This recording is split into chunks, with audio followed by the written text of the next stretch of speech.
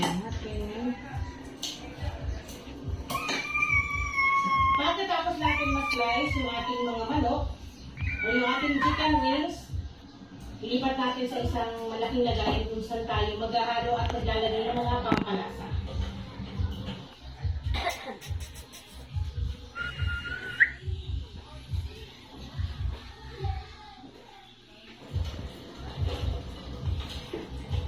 So, dito lang natin ito ng mga pampalasa natin dito. Bali, meron na po ito mga naka-ready na nasukatan ko na. Bali, dito maglalagay tayo ng ito ay garlic powder, black pepper, salt, chicken powder, then mag-add ako ng isang pirasong itlog.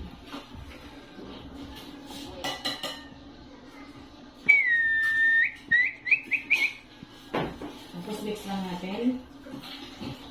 So, naghugas po ako ng kamay. Okay, magkakala. Okay. Imimix lang natin ito ng maigi. Then, i-marinate natin ito at least overnight or pwede naman kahit mga 2 oras, 3 oras. Nagmamadali ko kahit 30 minutes. Pero mas maganda kung mas matagal ang pagbabad.